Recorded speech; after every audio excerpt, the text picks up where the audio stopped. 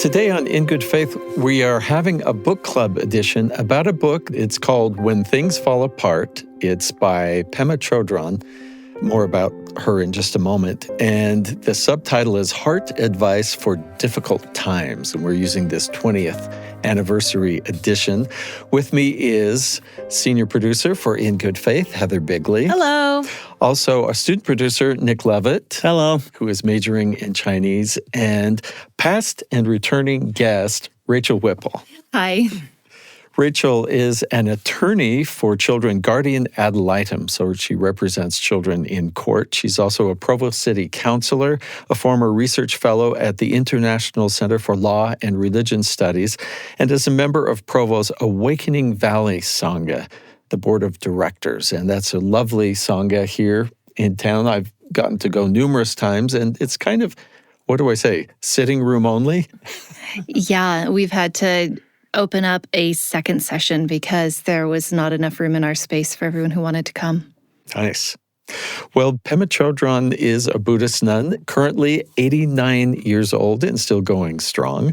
She teaches meditation. She's an author of numerous books. Grew up Catholic in New York City, 2 children, 3 grandchildren, and she became a novice Buddhist nun in 1974. She had a really interesting path, and I think it will come up one of the things that sort of put her on this path. And she became the first American in the Vajrayana tradition to become a fully ordained nun. She has served as director of the Gampo Abbey in Nova Scotia, which was the first Tibetan Buddhist monastery in North America, published over 20 different books.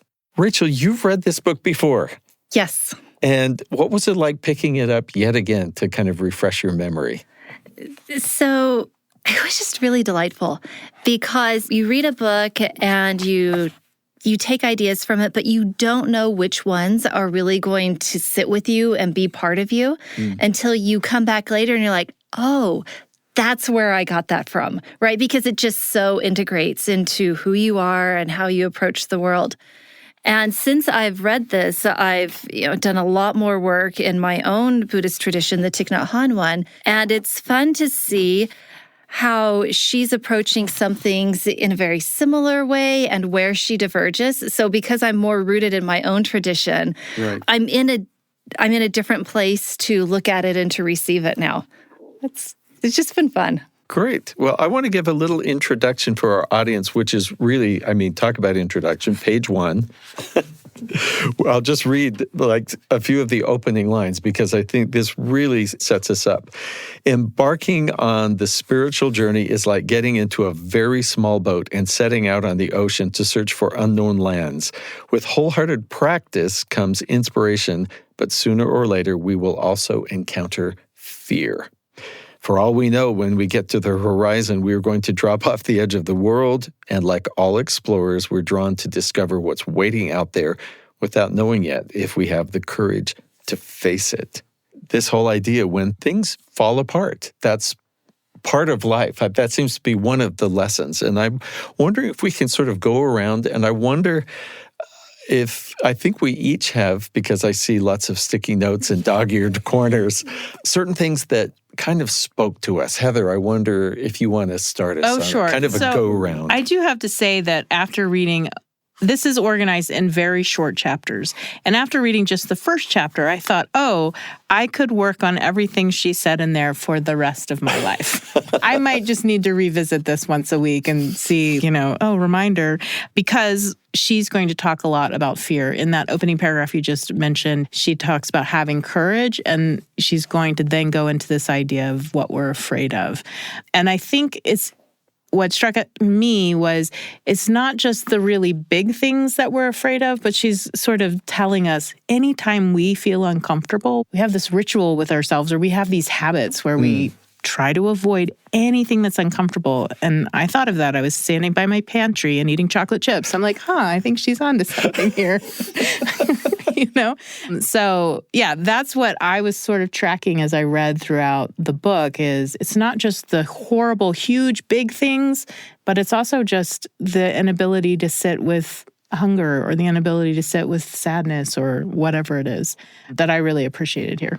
It just seems to really talk about leaning into it to see what it really is. Yeah. That it's scary, but it's important that we see what it really is. Yeah. Nick, what struck you as you were, and the first-time reader, right? Yeah, I've never read this book, and I really don't know that much about Buddhism, so this has been a very, very interesting read for me. One of the things that, kind of building off of what Heather said, is just kind of like the non-attachment to pretty much anything in your entire life. Like the non-attachment towards your negative emotions, towards your positive emotions. So, for example, when things actually do fall apart, like the advice that this book gives is to not really attach yourself to that and just embrace and walk through it, realizing that it's just something that exists and it's not something that you actually have to put any super deep meaning into. And so I thought that was like that was super new to me. And I really kind of see how effective and useful that would be in my own life, because I mean, like if somebody steals my M&Ms or something like that, I just go crazy. So like I mean, roommate warning. Oh yeah. Hopefully they see this podcast. But yeah, and so like just not attaching yourself towards those small negative things and even the really big things kind of creates more peace in your life. And I thought that was a really interesting concept. Anything jump out for you, Rachel, as going through again? Well, I mean, towards the end of the book, she gives this example of, they're running out of money and we need to do something. And she sees that she's going into her normal pattern of behavior, right? She's starting to panic and think, what can I do? How can I do this? And she sees herself and she stops it, right? Mm-hmm. And she says, I decided to see what would happen without my input, even if it meant that everything would fall apart. Sometimes you just have to let everything fall apart because things are falling apart around us all the time. And where we get our frustration and suffering is trying to stop that, trying to change things and expecting that we have the power to stop it from falling apart, that we can change it.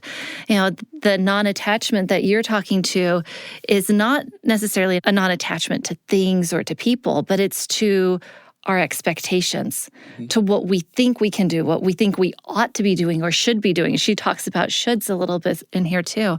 But to realize that things can unfold and we can participate in that unfolding in a way that is not harmful to ourselves and to others.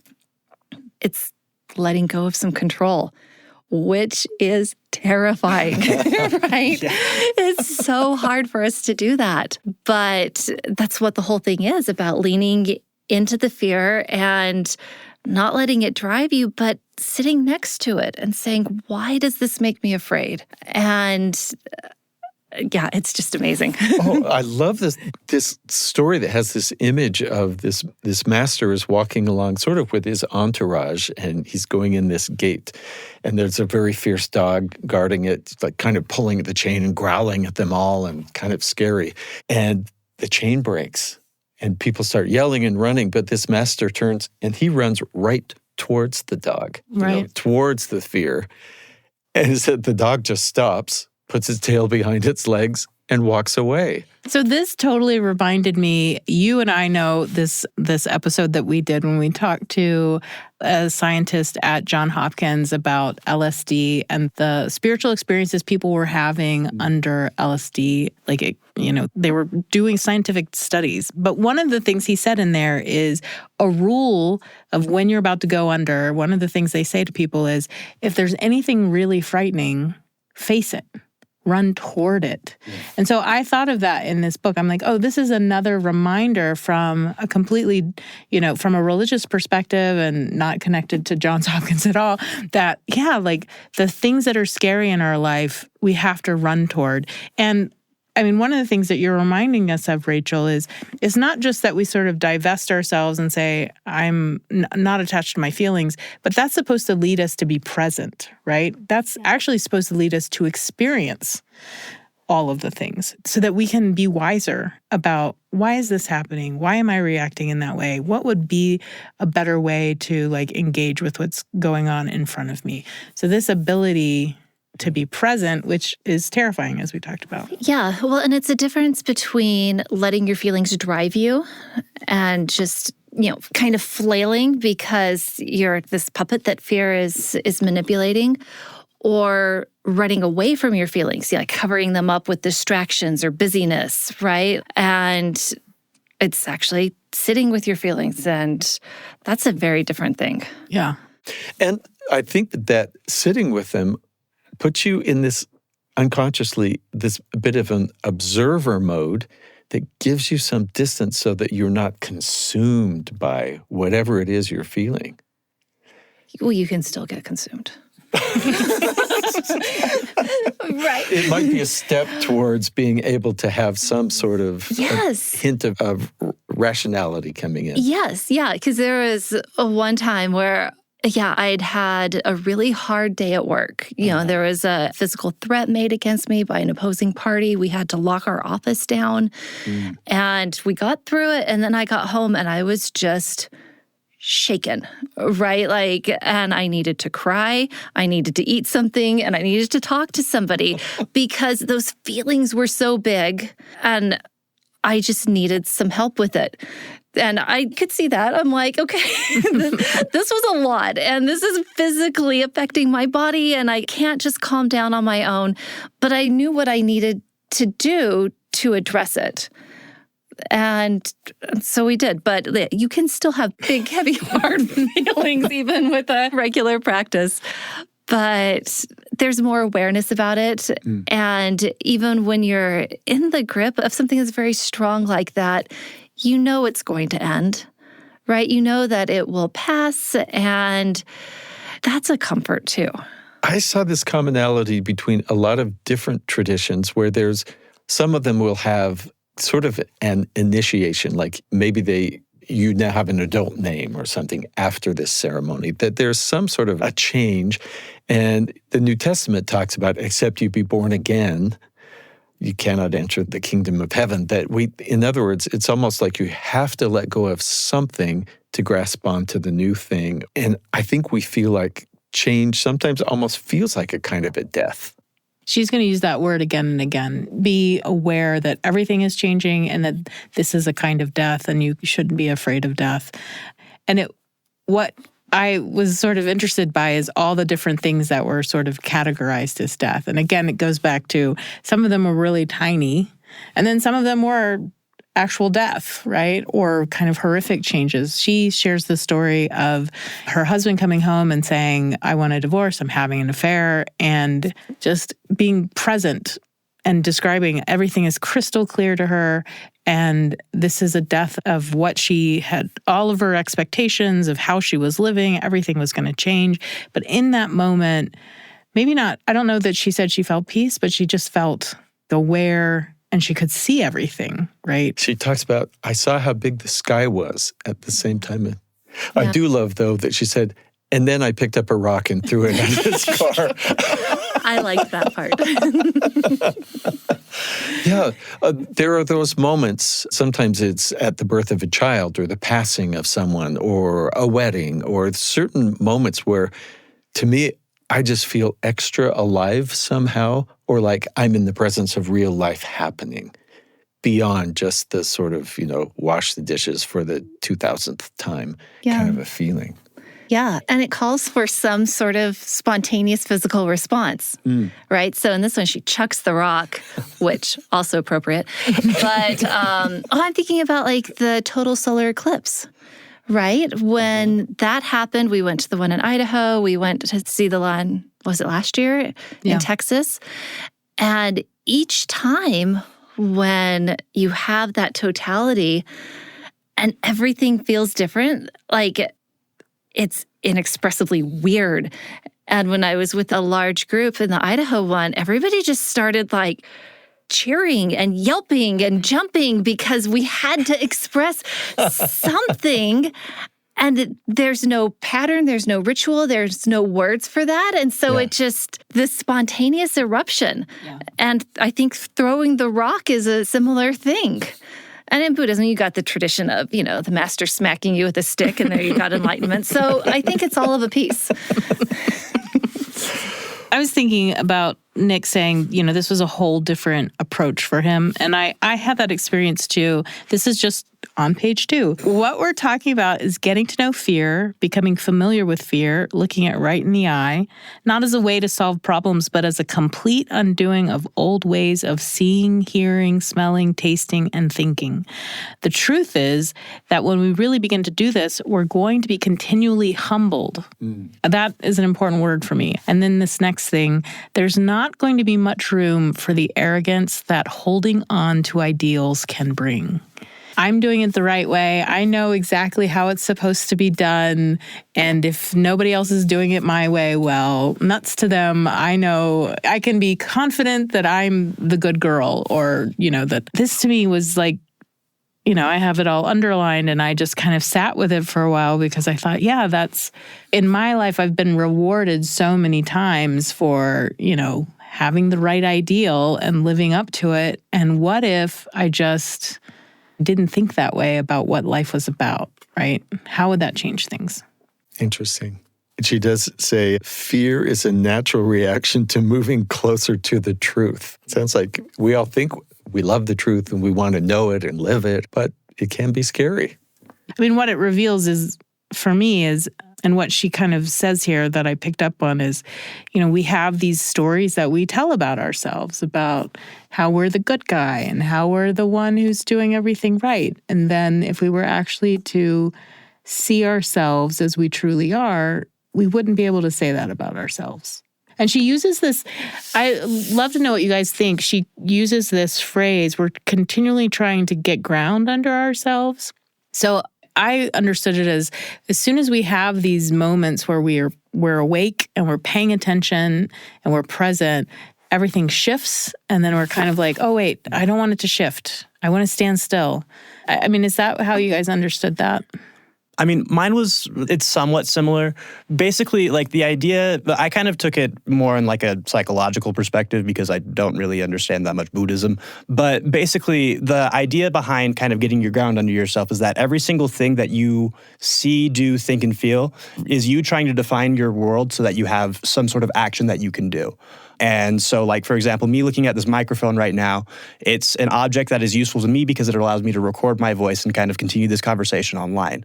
And so the idea behind kind of getting that groundlessness under you, at least how I kind of interpreted it, and I would love to kind of hear if that's right, is kind of instead of taking everything to kind of like have that meaning and as something that is useful for you, is just recognizing that it's there and that you can work with it, you can not work with it, and there's a whole bunch of effects that will happen that you probably don't have control of, and that you can just kind of accept that and continue on. What do you guys think? Yeah, that bit that you were talking about, the arrogance of holding on to our ideals reminded me of the part where she's talking about ego. Mm-hmm. I don't know if my pages are the same as yours. For me, it's on 62. But she's talking about egolessness. And she says ego could be defined as whatever covers up basic goodness, and that egolessness is a state of mind that has complete confidence in the sacredness of the world. And she talks then about your impermanence, but the idea that she's drawing here is that our ego, trying to create a story, to control the world, to define the ground that we're on, stops us from seeing what the world is, seeing it in its sacred wholeness and beauty, in its constant changing, and all of that abundance and wonder that can be there. Because if we are making a story where we have control, because that gives us a sense of comfort, we're not open to what there is, and we are always frustrated because reality keeps breaking our story down. Yeah. What do you think, Steve? Well, this chapter was the one that really just sent me whirling off into outer space and into the spaces of my life. It's chapter 10, Curious About Existence. But there's nothing wrong with impermanence, suffering, and egolessness. They can be celebrated. Our fundamental situation is joyful. So here's this book called When Things Fall Apart, and they will fall apart, that the impermanence, the suffering, and all of those could be celebrated. And first I thought, tell me more. I'm remaining open. I want to talk about impermanence for just a minute, because it says impermanence is the goodness of reality, like that seasons change, a light becomes dark, and she's naming all of these things that are sort of good changes or things we enjoy. They're not permanent. It's falling in love and falling out of love. So we're turning a corner here. It's bittersweet. And I think I love the bittersweetness of life, those moments. It's like buying a new shirt, but years later, you find that it's part of a patchwork quilt. It says, people have no respect for impermanence. We take no delight in it. We despair of it. We want it to always be the same. But I was thinking about the way that death gives life meaning. And if I could just talk about art for just a second. If you walk outside, I could see this beautiful vista of mountains and everything and recognize that as what I see as God's handiwork. But also someone else with a camera can take a little frame and they're going to pick a moment and they're going to take a picture, and suddenly they've made art. And what they did is they put boundaries on it and focused someplace. And somehow it has meaning. And I think of our lives because they have boundaries. We see them, at least this part we're in, with the beginning and end. It's sort of framed. And to me, there's extra meaning and there's an art of living just because of the boundaries, even the fact that it is an impermanent state. And I think that's why sometimes a moment of dance when you're there live, or a song that was sung in a certain way and it's gone now. It was vibrations in the air that did something to me and they're gone. I find that so moving and bittersweet, and wanting to savor those moments when I'm in them, to recognize this is a moment like that, and to celebrate the joy or the beauty that comes because of impermanence. Reading this actually reminded me of the fact that, I should say I love that simile, buying a new shirt and years later finding it as part of a patchwork quilt, because I'm a quilter. And when you come across a piece of fabric that you had forgotten and now you see it and you remember what you loved about it and how beautiful it is, and you have all these associations with that piece of fabric, and you could look backward and remember. And here you would remember the person wearing the shirt and you would remember when they wore it. And so that, I love that metaphor. But I was also reminded when she started talking about impermanence is I've moved multiple times. I grew up in Maryland. I came out to college in Utah. I moved to Texas. I moved to Florida. I moved to Arizona. I've spent time in New Delhi, in France, and Switzerland. And there was a part of my life when I felt like I always know when to leave. Everything's going really, really well here. So it's time to go. Before it all falls apart. Before the friend group that you've established starts moving on with their lives to the next chapter, which always happens. And I remember being in Arizona and feeling, okay, I've got everything here. But now that I'm married, I can't just pack up and be like, well, time to go. There's this other person attached to me. And I remember the pain of watching that friend group that I really loved. Well, they started moving on with their lives. Some people moved to different states. Some people became really involved in child rearing, and just feeling like, no. I'm supposed to leave. I'm supposed to get out before it all falls apart, because I don't want this part. I don't want the painful part, because not only does it mean that it falls apart, but then you have to figure out how to build something new that was just as good or better or whatever it is. So when she was talking about impermanence, I was thinking about that pain of I'm stuck here having to pick up the pieces. And I hate that, So I've moved to Utah. You are listening to In Good Faith. This is a book club episode with Pema Chödrön's book, When Things Fall Apart, Heart Advice for Difficult Times. Do you find yourself avoiding the news because of how depressive and divisive it all seems, but you still want to stay informed? Well, you are not alone. Top of Mind, the BYU Radio original podcast, understands how polarizing these conversations can be and wants to help you engage in the challenge while seeking and understanding. With the goal of developing empathy for others, Top of Mind helps you clarify your own views, become an effective advocate for the things you care about, and can challenge your way of thinking so you can become a better citizen and a kinder neighbor. Listen to Top of Mind now on the BYU Radio app or wherever you get your podcasts. Welcome back to In Good Faith, our book club episode discussing Pema Chödrön's When Things Fall Apart. Before the break, Heather, you were talking about when you don't move on and leave your friend group or whatever, but you stay and see the dissolution. And that got me thinking about family. And I had two moments pop into my head where there was nothing I could do about the change that was happening. And one was this beautiful moment that every once in a while I'm reminded of by this picture. It's me with my 4-year-old son, Jason, on my back with his arms around my neck. And someone said, "Hey guys," we both looked over real quick and they just caught us in this, I was just giving him a piggyback ride. But I remember during that piggyback ride, he was, he was always like, "What's the biggest? What's the tallest mountain?" I just remember him saying this little 4-year-old voice, "Daddy, you're the biggest. Like you can carry me." And it made me laugh. And I also thought, yeah, until you're as tall as me, which will be like, it will feel like next year.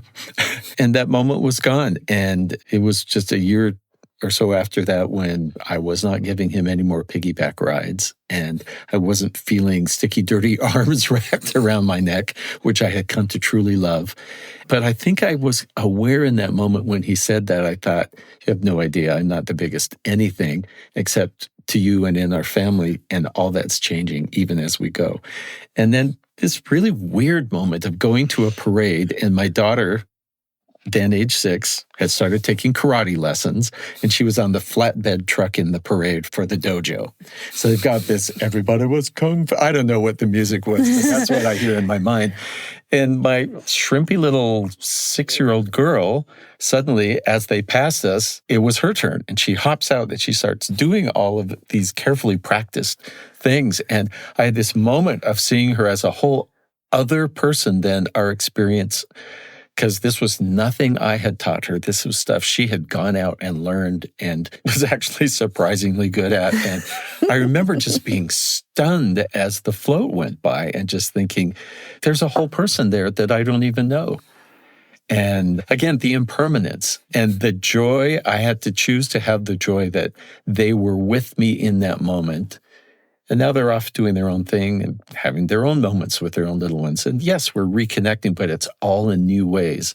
I'll never really get those back, except there they are in my brain, which is kind of a treasure to me. Well, I think that's really beautiful. And that idea of impermanence, I think, opens us up to a sense of abundance and wonder and looking at what new things have the opportunity to emerge. And as long as we're able to be open to those experiences and to see what's coming without the discrimination of saying this is good or bad, or this is what I wanted, or this is what I want to hold on to, but just to see what it is, it's astonishing and it's surprising, right? Because more things will come to us than we could have ever imagined for ourselves, right? You never would have imagined your daughter going through a kata or her forms or anything that was beyond you. And then you saw it and it was surprising and wonderful. And to be open to that is to live a life of constant wonder. And that's the invitation. Yes. That's how to deal with things falling apart or change. Yeah, and I love that she says that pain is not a punishment and pleasure is not a reward. Right? We're taking away this discrimination, this labeling of something or good or bad, and just seeing what it is. And the surprising nature of it can be a source for wonder. And when pain comes, it's just pain. And sometimes pain can be so intense that it's overwhelming and it takes all of your focus and attention to be with the pain. And that can be physical pain, that can be emotional pain, that can be the worry that you have for others. Yeah. But even in that, you have the wonder of your body. You have the wonder of the relationship and the other person. And if you're feeling this pain because of someone that you love, the kind of pain that you feel is directly related to how much you care for them. It's a measure of that bond and that caring. And this is our amazing capacity. And Buddhism doesn't ask us to deny it. It says just to be there with it and be there with others. And one of my favorite parts of the book definitely relates to that last part, the compassion for every single person on this earth and every single living thing, that we're like all interconnected in these things. And so that honestly like really helps me get a different perspective on when I'm feeling pain or when I'm going through all these negative things in life, because that allows me to sympathize and connect with other people. Because when you're in pain, like if you have a cut, the only thing you're thinking about is, oh my gosh, I need to fix this cut immediately. Instead of that, like, oh, there are people experiencing this thing right now. We can kind of be compassionate towards each other and understand what's going on and kind of go through it together instead of just being alone. She's going to say, somehow in the process of trying to deny that things are always changing, we lose our sense of the sacredness of life. So that's, I think, what you guys are pointing to is these lovely moments and also these painful moments that remind us this is a sacred moment, a sacred relationship I'm part of, and I'm in pain for you. Your actions have caused me pain sometimes. I was just glad to be reminded of that. What was the section you said you thought you might talk about? I do like this one. So this is in the It's Never Too Late chapter. And she's talking about in Nepal where the dogs bark all night long. Do you remember this little section? Which is just super frustrating to have that. When I was a married undergrad, we lived just south of campus next to a BYU parking lot. And a couple of times somebody's car alarm would be going off all night long. So I thought about that when I thought about these dogs barking in the night. So she talks about, rather than throwing stones at the dog, we tame them with compassion. And she's comparing these dogs to the discursive thoughts, that interior monologue that you have that tells you what you ought to be doing or why you're deficient or, all of these things that wear us down and make us exhausted and make us feel like we can't actually do the things that we feel called to do. And she says, rather than beating at them, these discursive or intrusive thoughts, we tame them with compassion. Over and over, we regard them with the precision and kindness that allow them to gradually calm down. Sometimes it feels like there's much more space with just a few yips and yaps here and there, and the noise will continue. You talked earlier a little bit about the separation that you get when you say, okay, that's my fear. We can do this with our thoughts. Like, okay, part of me is going into this narrative again. I recognize this. This is part of me, but I don't have to believe this or act on this right now. But I can see why these thoughts are coming up. I'm so used to them. And it really is just embracing this as like it's your sister who's coming to you with what she's worried about. That's what these thoughts are. And she's telling you something important, right? Like, I'm worried, and so I feel like I need to panic or I have to run around and fix this and that. And I'm telling you to do it because otherwise the whole world's going to fall apart. And you can say, all right, I'm reacting this way because I had to keep it all together in the family when things were hard. And that is how I survived that. And I'm still carrying these patterns, these ways, but they're not serving me well now. And so you can acknowledge that this is part of you, that why you have this impulse, but not keep acting on it. And you'll still have the thoughts. They're still going to be there. But as you acknowledge them with this compassion and kindness, they do lose that power. They're quieter.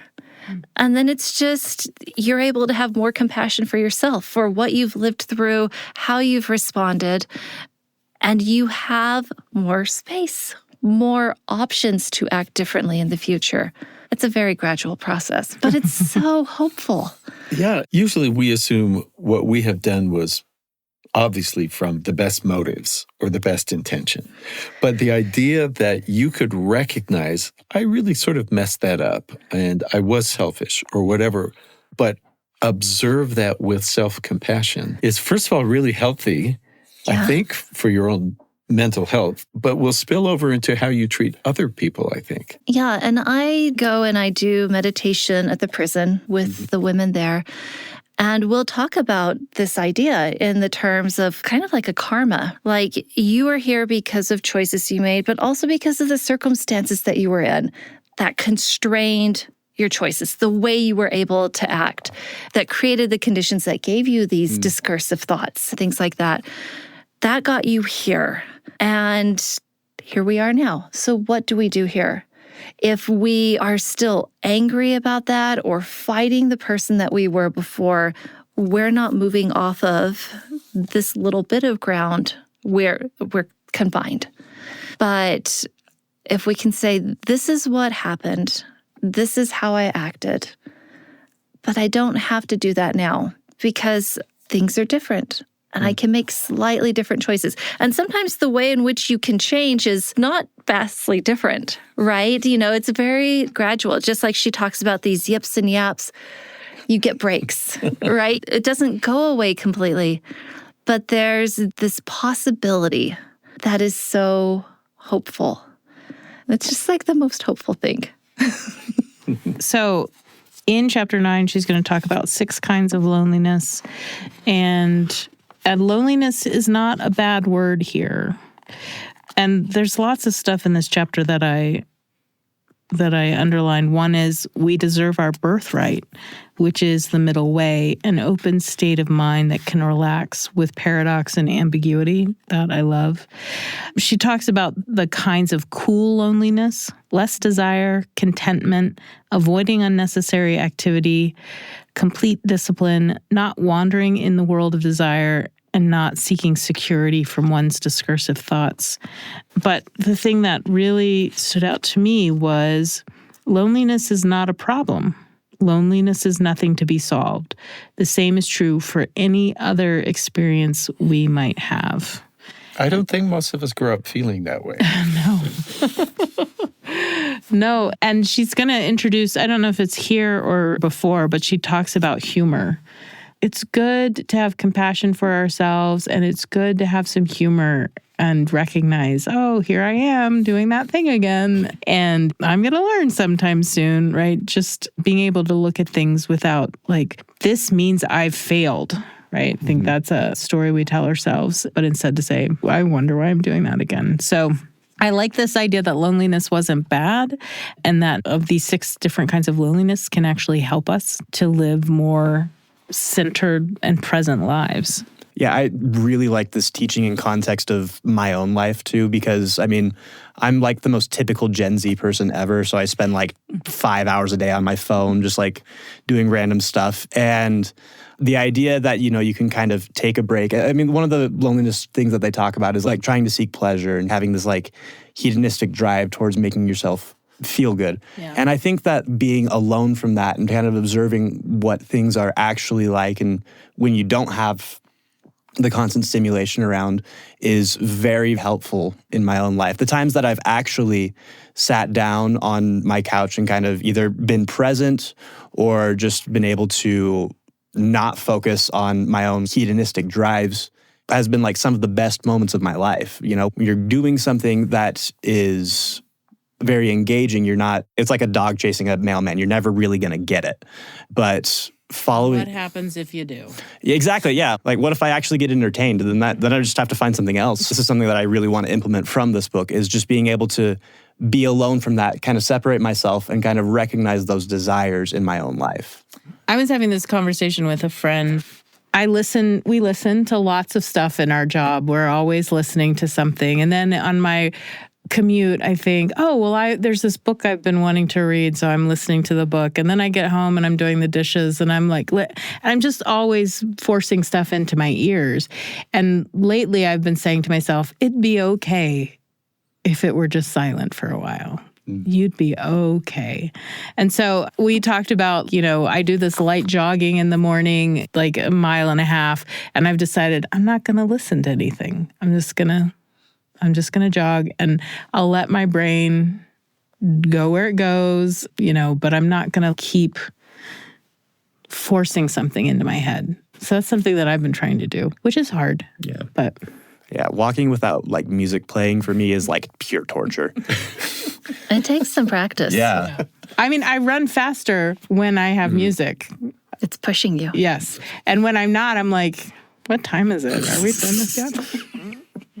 I did a quick search. I went YouTube, Pema Chödrön, When Things Fall Apart, and I thought, I'm going to listen to 10 seconds of people talking about this, various people. And one guy said, Chapter 2 changed my life. And I thought, okay. And he just starts reading. Page 11 in my edition, it says, to stay with that shakiness, to stay with a broken heart, with a rumbling stomach, with the feeling of hopelessness and wanting to get revenge, or running in silence, or whatever it might be, that is the path of true awakening, sticking with the uncertainty, getting the knack of relaxing in the midst of chaos, learning not to panic, is the spiritual path. The knack of catching ourselves gently and compassionately, catching ourselves, is the path of the warrior. We catch ourselves 1 zillion times, once again, whether we like it or not. For this person, this was the moment that just really got him and changed his life, which was, I don't have to run from that. In fact, I will be better off if I face it, if I sit with those, what might be unpleasant kind of things. Yeah, I have that underlined too. I mentioned the chocolate chips. The chocolate chips go fast in my house. It's both my husband and I's, addiction. Like, I just need a little something and that'll make me feel happy. And it's my little indulgence. And then you notice that you're doing that like every 10 minutes. And you think to yourself, this might be more than just, I might need to really think about why I can't just rest.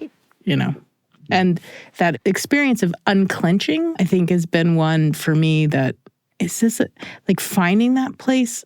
For a long time, it was finding a place where I could do that. I could just be like, it's okay. You don't have to protect yourself here. And then, as you said, realizing, okay, that got me, that protected me, that helped me.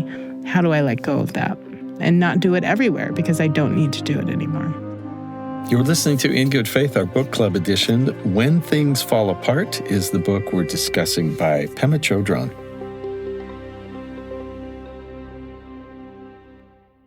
Let me tell you about Kaboom, a thrilling audio adventure podcast made for the whole family to enjoy together. Whether it's a teleportation experiment gone wrong or an ancient Viking curse wreaking havoc on the high school football team, Kaboom has an adventure made just for you. With a new adventure every episode, you'll meet magical creatures, explore outer worlds, and maybe learn some valuable life lessons along the way. Subscribe to Kaboom on Apple, Spotify, YouTube, or wherever you get your podcasts. Welcome back to In Good Faith, our book club edition. We are talking about When Things Fall Apart by Pema Chödrön, Heart Advice for Difficult Times. Towards the end, in the afterword, she has this line that says, there's a famous Dharma saying that says, if you want to see what brought you to the point where you are, look at your past thoughts and actions. If you want to see your future, look at your present thoughts and actions. I have different vices than the chocolate chips. But in one of Thich Nhat Hanh's versions of the precepts, he calls them mindfulness trainings, he says, I will not use consumption to cover up feelings of loneliness or boredom. And Pema Chödrön says that too in her 6 kinds of loneliness. That, these are feelings that are pregnant with desire for resolution. We're uncomfortable. We're at these loose ends when we feel lonely or bored or anxious.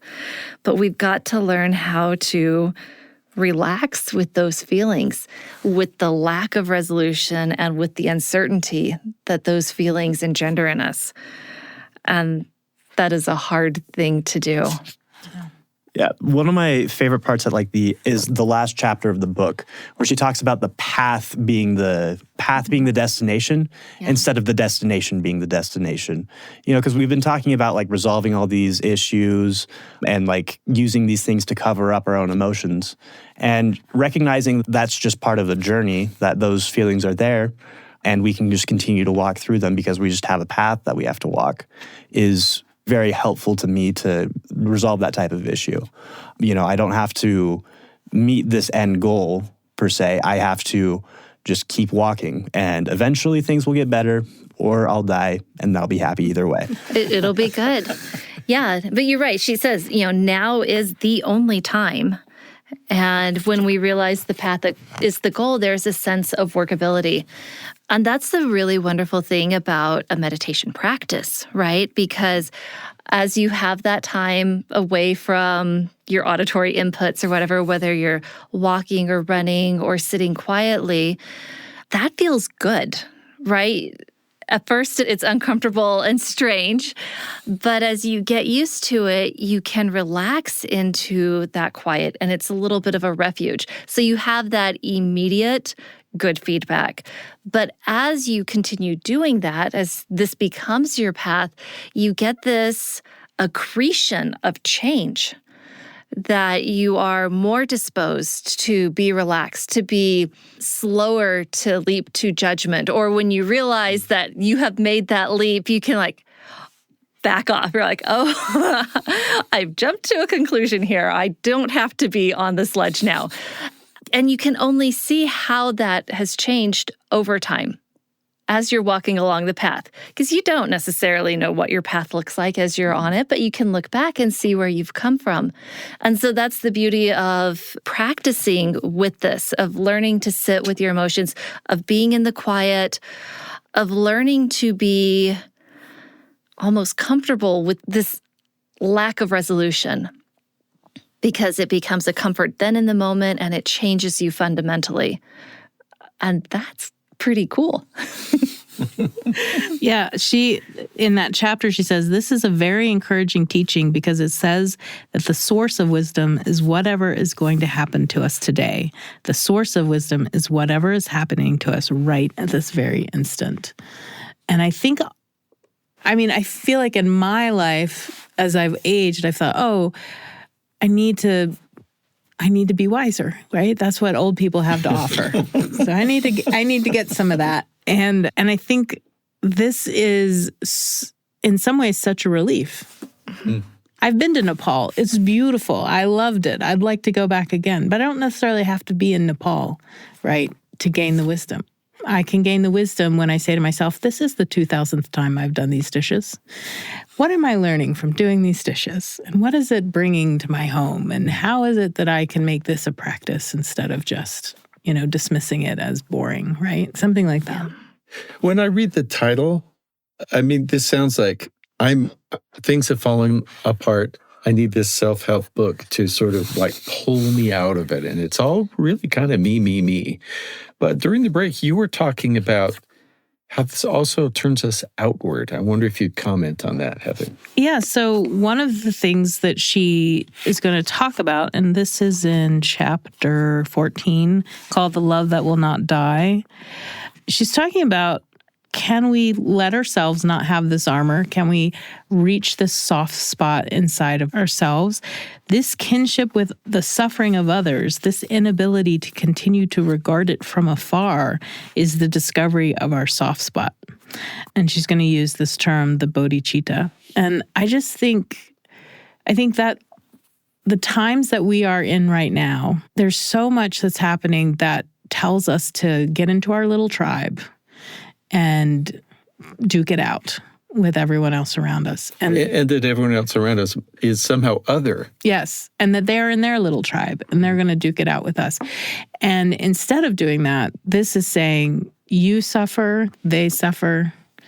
You might suffer from different things, but recognizing and seeing them with compassion is the way that you're going to actually find unity. You don't have to find unity necessarily from those ideals or from doctrines, but by recognizing, their humanity and their suffering is a way to do that.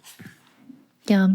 Well, and this practice that she talks about, learning how to sit with yourself without judgment, with your fear, with your anger, with your discursive thoughts, as you sit with that, without condemning yourself, without praising yourself, and just see what it is, you develop compassion because you are becoming aware of what's pushing you, what you're struggling with. And you know how hard it is, instead of continuing to run from it or cover it up with being super busy or listening to something else. And as you realize all of the things that are pushing on you and dragging you and making it hard for you to be still or at peace, you realize that those forces are working on everyone else too. And you can see the casual cruelty of another person as the result of a great deal of suffering. You can see their selfishness as a way that they're trying to consume to cover up their own pain or frustration or loneliness or sense of inadequacy. And when you have that kind of compassion for yourself and for others, you can react to them in a way that is not violent or aggressive or causing more harm. You can neutralize the harm that they're giving to you. Like, this is how we change the world, is by sitting with ourselves, by developing this awareness and this ability to be with the discomfort without judging it. And it's astonishingly simple and hard, but it happens, and it's really powerful. But it's a slow process, and you only realize that you've made changes when you are changed.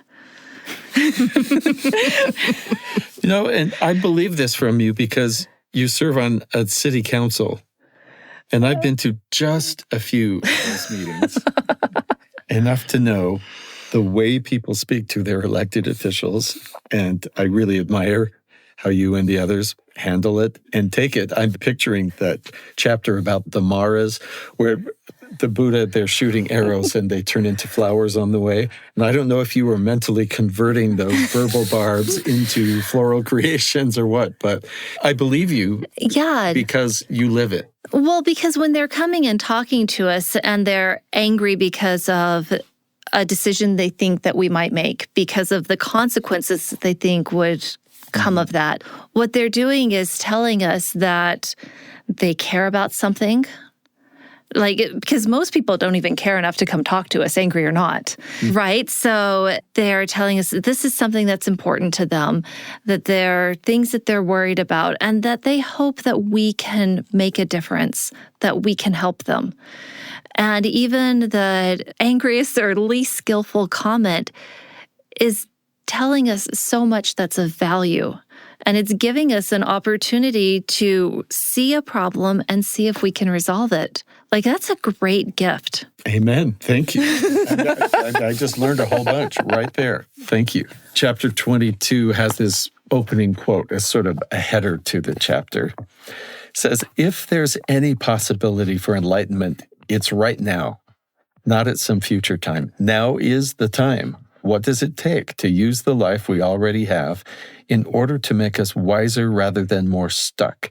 What is the source of wisdom at a personal, individual level? So I've heard Heather talk about how do I turn this 2000th, and it's got to be more than that, dishwashing experience into something good. You've talked about comments and barbs headed towards you, not you personally as Rachel, but as city council person. And so I just think if we just see, like she's talking about, life is our teacher, the moment we're in can be our teacher, if we choose to see it that way, I think is pretty expansive thinking.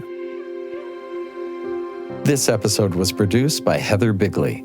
Our production team also includes Heidi Clough, Nick Levitt, and Ocean Marshall. In Good Faith is committed to the idea that we all benefit from hearing people of widely varying backgrounds share their personal experience with faith and belief. In Good Faith is a production of BYU Radio. I'm Stephen Kapp Perry. I hope you join me again soon, right here in Good Faith.